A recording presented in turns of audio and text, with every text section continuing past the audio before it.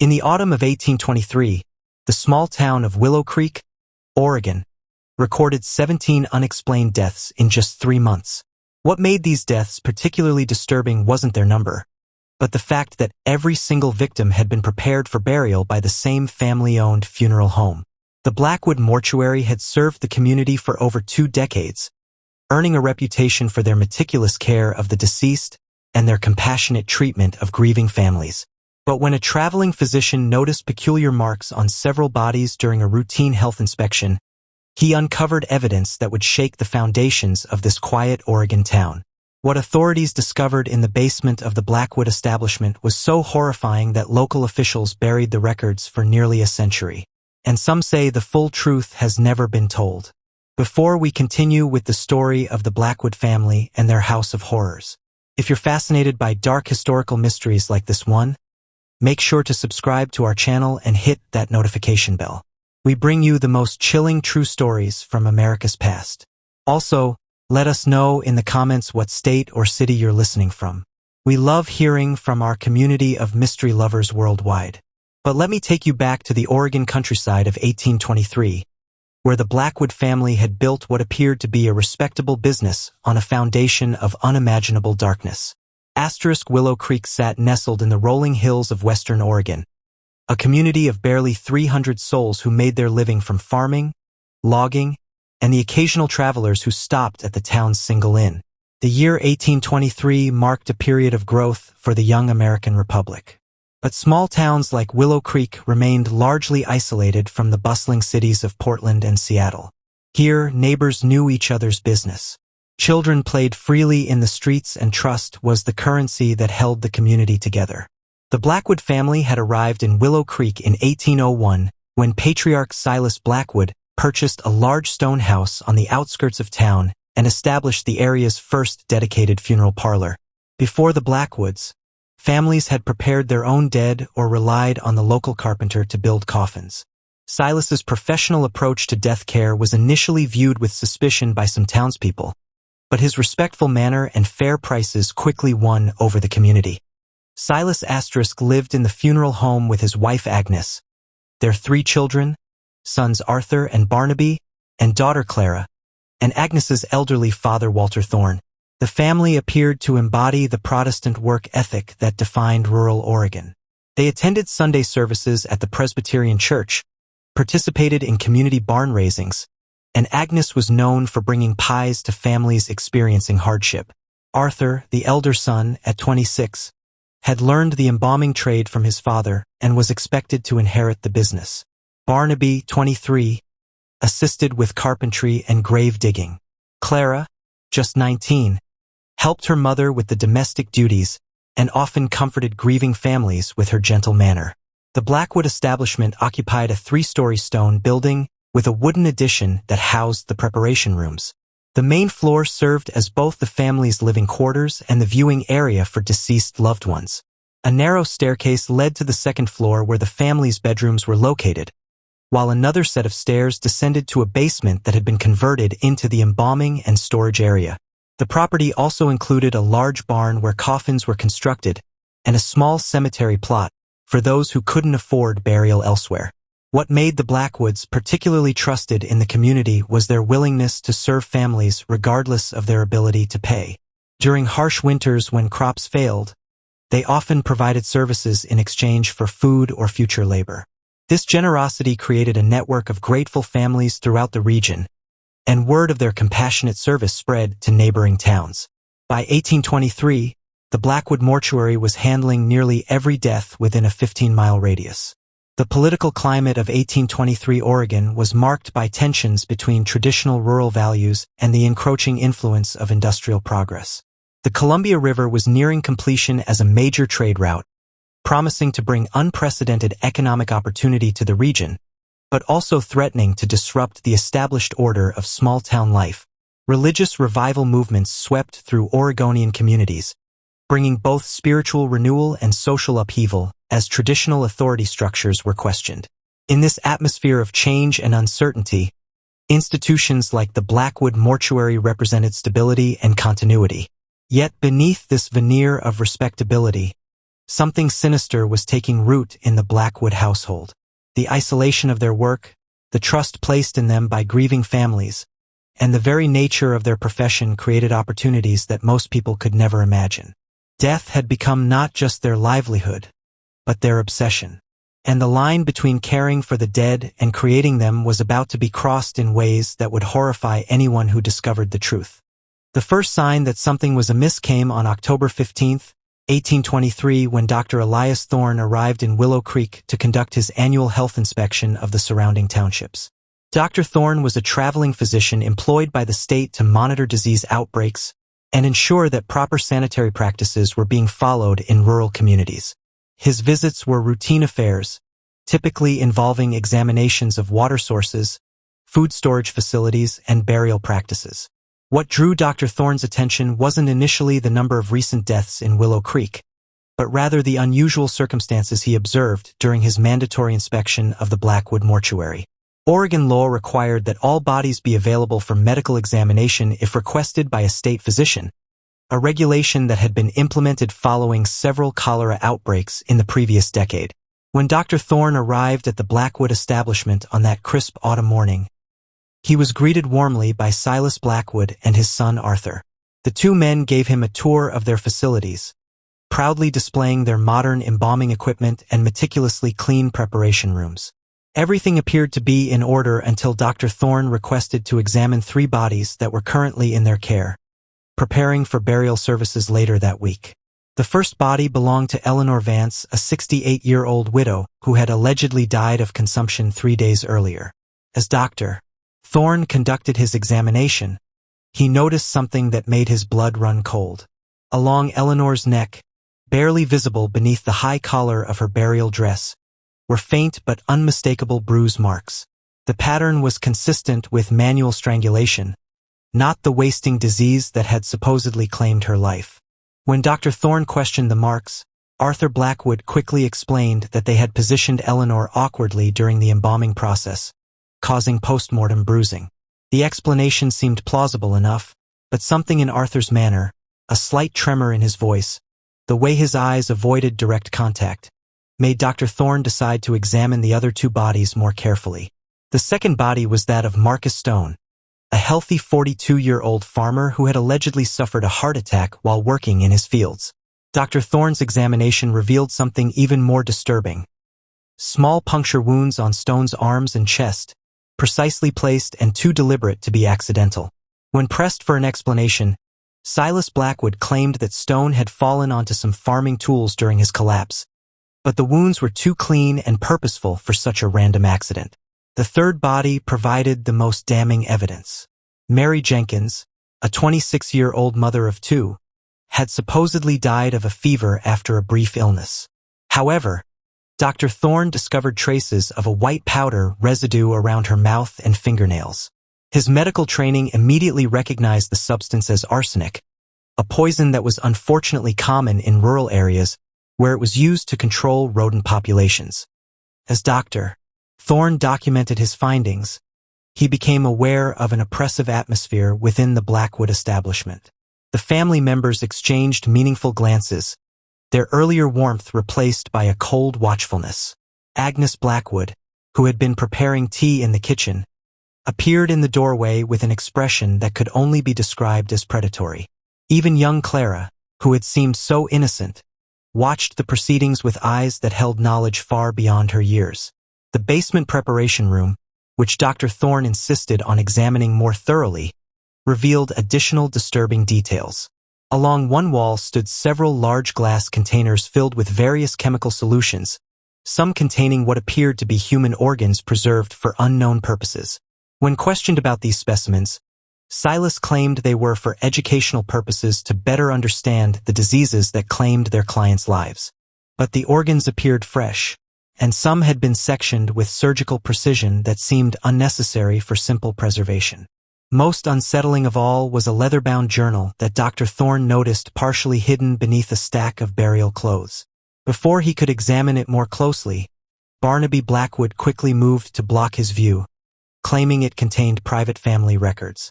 But in the brief glimpse Dr. Thorne caught, He saw what appeared to be detailed notes about various individuals in the community, including information about their health, their family situations, and their financial circumstances. As the examination concluded, Dr. Thorne found himself in a difficult position. His medical training told him that at least 3 of the recent deaths showed signs of foul play, but his evidence was circumstantial and the Blackwood family was respected throughout the community. Moreover, as an outsider conducting a routine inspection, his accusations would be met with skepticism by local authorities who had known and trusted the Blackwoods for over 2 decades. That evening, as Dr. Thorne prepared his preliminary report at the Willow Creek Inn, he was approached by several townspeople who had heard about his visit to the funeral parlor. Their conversations revealed a pattern that chilled him to the bone. In hushed tones, they spoke of the unusual number of recent deaths, the way healthy individuals seemed to suddenly fall ill and die within days, and the almost eager way the Blackwood family responded to news of someone's declining health. One particularly disturbing account came from Sarah Miller, whose elderly mother had died just 2 weeks earlier. Sarah confided that her mother had been in good health and spirits until Agnes Blackwood began visiting regularly, bringing homemade soup and offering comfort during a minor bout of joint pain. Within 3 days of these visits, the elderly woman had fallen violently ill and died before a doctor could be summoned. The Blackwood family had immediately offered their services, waiving their usual fee out of apparent compassion. Dr. Thorne's disturbing discoveries in Willow Creek were not the first time questions had been raised about the Blackwood family's practices, though previous concerns had been dismissed or forgotten by a trusting community. As he delved deeper into the family's history, a pattern of suspicious deaths began to emerge that stretched back to their very arrival in Oregon over 2 decades earlier. The Blackwoods had come to Willow Creek from Northern California in 1801, claiming that Silas had learned the funeral trade from an uncle in Sacramento. They had purchased their property from the estate of a recently deceased landowner, paying in gold coins that seemed unusually abundant for a family claiming modest means. Local records from that time showed that their first winter in Willow Creek had been marked by an outbreak of what was described as a wasting sickness that claimed 8 lives, all of whom were prepared for burial by the newly established Blackwood mortuary. Over the years, townspeople had occasionally remarked on certain peculiarities surrounding deaths that occurred when the Blackwoods were involved. Families would later comment on how quickly their loved ones seemed to decline once the Blackwoods began offering assistance, how eager the family was to handle all arrangements, and how they discouraged second medical opinions or delays in burial. But in a close-knit community where the Blackwoods had proven themselves generous and caring, such observations were dismissed as the natural suspicions that sometimes accompany grief. The basement of the Blackwood establishment held secrets that would have horrified the community had they been discovered. Behind a false wall that Dr. Thorne had not detected during his inspection, the family maintained what could only be described as a laboratory of death. Shelves lined with various poisons, surgical instruments far more sophisticated than any funeral preparation would require, and detailed anatomical drawings suggested experiments that went far beyond the simple care of the deceased. Most damning of all was the complete version of the journal that Dr. Thorne had glimpsed.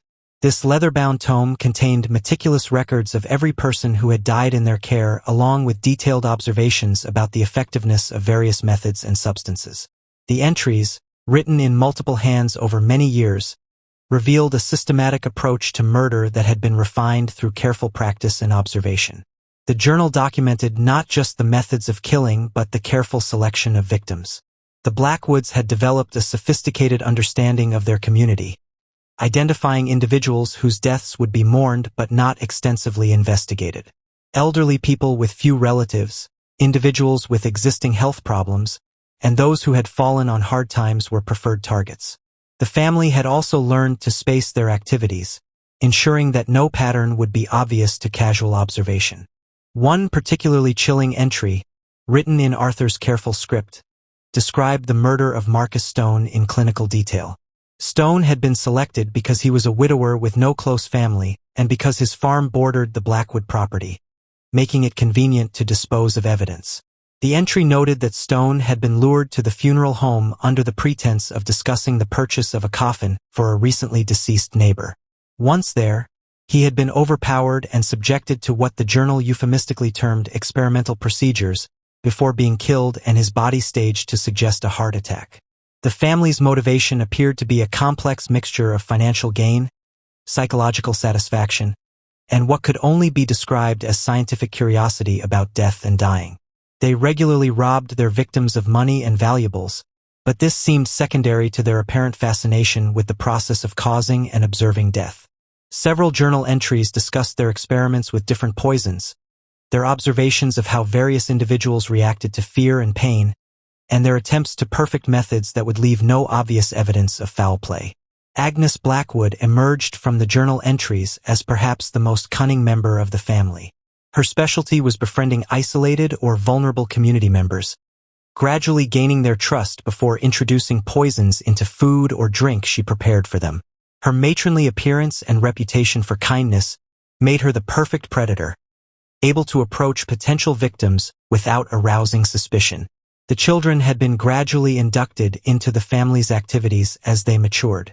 Clara, despite her youth and innocent appearance, had become skilled at identifying potential victims during social gatherings, reporting back to her family about individuals who seemed lonely, ill, or financially distressed.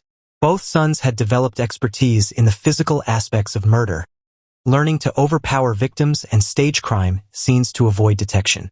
What made the Blackwood operation particularly sinister was their integration into the community's social fabric.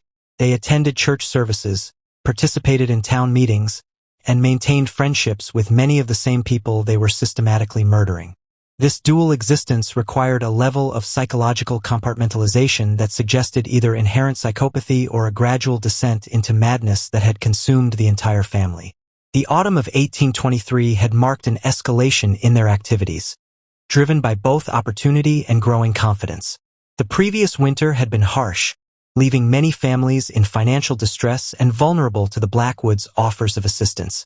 At the same time, the family's success in avoiding detection had made them increasingly bold, leading to the accelerated timeline that had finally attracted Dr. Thorne's attention.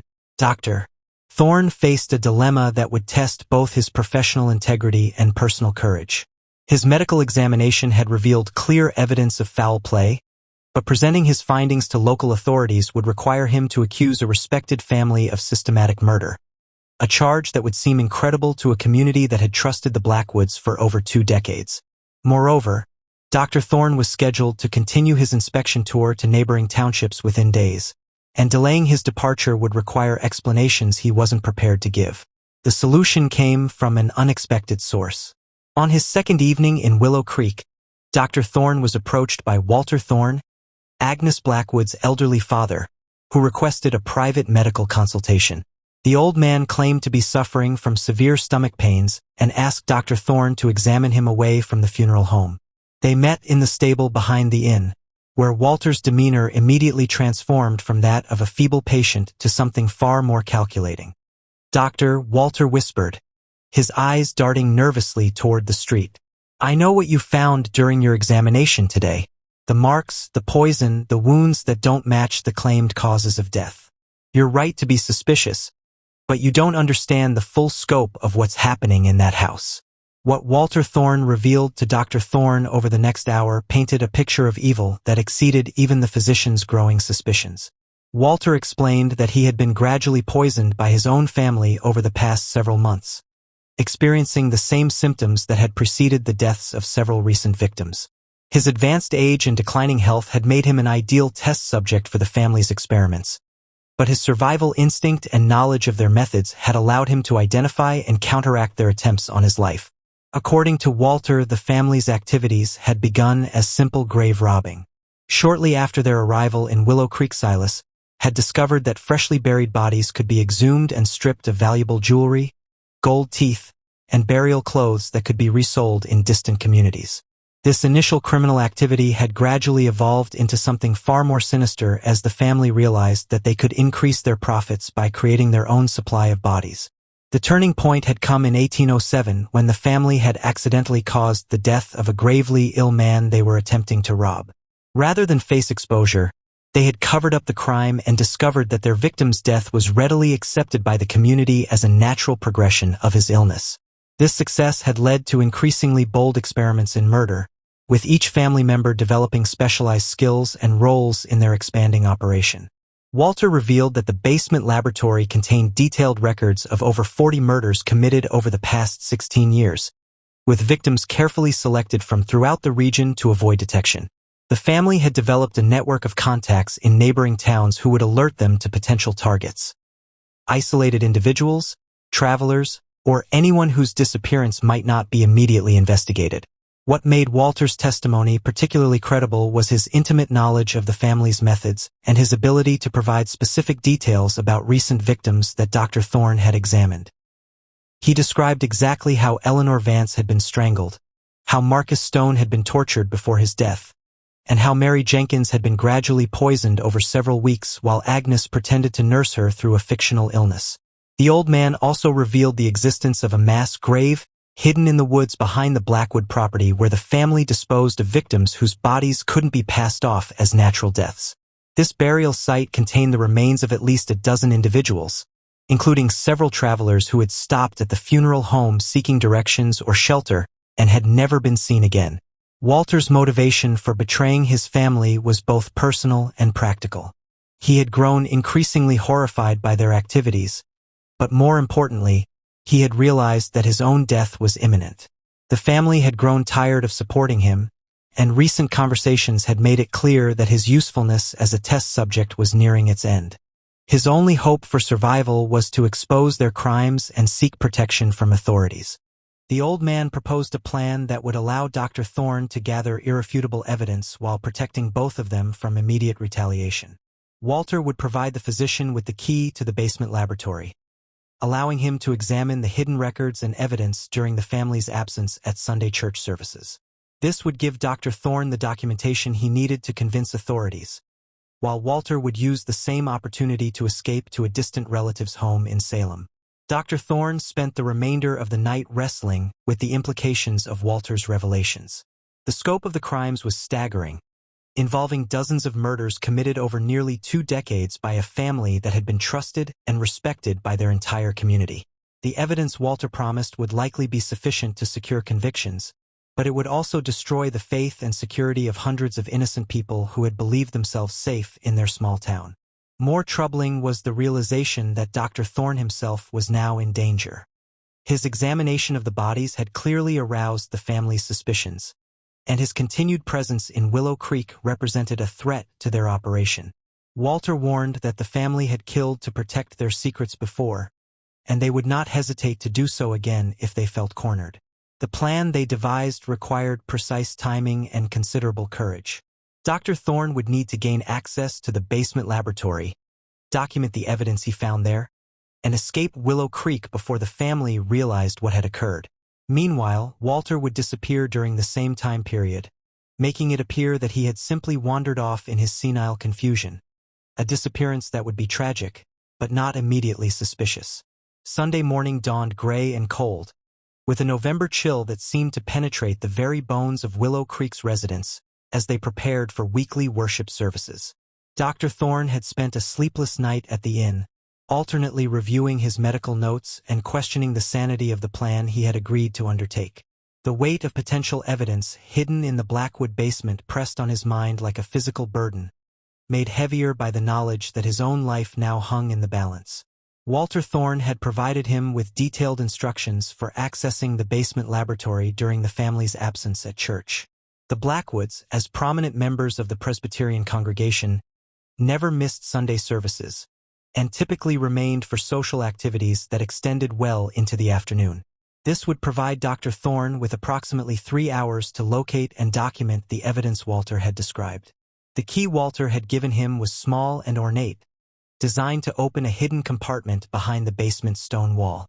According to the old man, this compartment contained not only the complete murder journal, but also preserved specimens, poison supplies, and detailed anatomical drawings that would provide irrefutable proof of the family's crimes. More importantly, it contained a detailed map showing the location of the hidden burial ground, where dozens of victims had been disposed of over the years. As the church bells began to ring across Willow Creek, Dr. Thorne positioned himself in the woods behind the Blackwood property, watching the family emerge from their home dressed in their Sunday finest. Silas wore a black suit that gave him a dignified, ministerial appearance, while Agnes had chosen a dark blue dress with a white collar that emphasized her matronly respectability. Arthur and Barnaby flanked their parents, looking every inch the devoted sons, while Clara walked demurely beside her mother, her innocent appearance masking the calculating mind that Walter had described. What Dr. Thorne found most disturbing was how normal the family appeared as they walked toward the church. Their faces showed no trace of the evil that Walter had described, no hint that they had murdered dozens of innocent people over the past 2 decades. They exchanged pleasantries with neighbors along the way, smiled at children playing in yards, and presented themselves as the very model of Christian virtue and family values. As Dr. Thorne continued his examination of the hidden chamber, he became aware of voices outside the building. Glancing at his pocket watch, he realized with growing alarm that he had been in the basement for over 2 hours, absorbed in documenting the evidence he had discovered. The voices grew louder, and he recognized the distinctive cadence of Silas Blackwood's speech as the family returned from church much earlier than expected. Panic seized Dr. Thorne as he realized his precarious situation. He was trapped in the secret chamber with damning evidence of the family's crimes, and they would certainly kill him if they discovered his presence. The voices moved closer to the building, and he could hear footsteps on the wooden porch above his head. His escape route through the basement door would take him directly into their path, but remaining hidden in the chamber would only delay his discovery until they came to check on their secrets.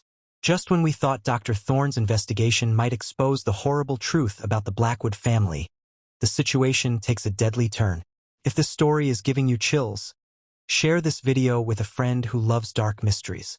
Hit that like button to support our content, and don't forget to subscribe to never miss stories like this. Let's discover together what happens next in this house of horrors. In his desperate search for an alternative escape route, Dr. Thorne noticed that the secret chamber extended further than he had initially realized. At the far end of the room, partially concealed behind stacks of glass specimen jars, was another door that appeared to lead deeper into the hillside. With the family's voices growing ever closer, he had no choice but to risk exploring this unknown passage, hoping it might lead to freedom rather than deeper into the nightmare he had uncovered. The narrow passage behind the specimen chamber led Dr. Thorne through a hand-carved tunnel that extended deep into the Oregon wilderness. The Blackwood family returned to their mortuary that Sunday afternoon, the autumn chill seeping into their bones, but their spirits still warm from the sermon and community pleasantries. Agnes headed directly to the kitchen to start dinner, while Arthur and Barnaby began preparing for the evening's tasks.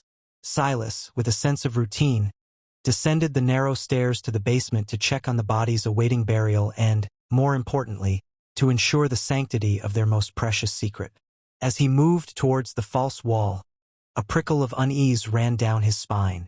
The air felt different, not the stale, controlled atmosphere of their hidden chamber. A faint scent, not of embalming fluid, but of the fresh, damp earth, seemed to linger. His hand went to the hidden latch, his movements precise and practiced. The stone panel swung open silently, revealing the darkened passage. Silas Blackwood's eyes, accustomed to the gloom, immediately fixed on the empty wooden lectern. The heavy, leather-bound journal, their life's work, their chilling legacy was gone. A low, guttural growl escaped his throat, a sound more animal than human. He stepped into the chamber, his gaze sweeping over the shelves of carefully labeled organs, the surgical instruments, all undisturbed, but the gaping absence of the journal screamed betrayal. Agnes, Arthur, Barnaby, Clara.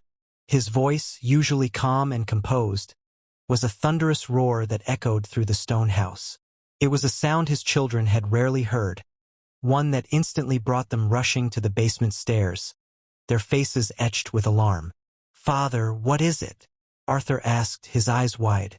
Silas didn't answer directly. He pointed a trembling, accusatory finger towards the open secret passage. "The journal, it's gone.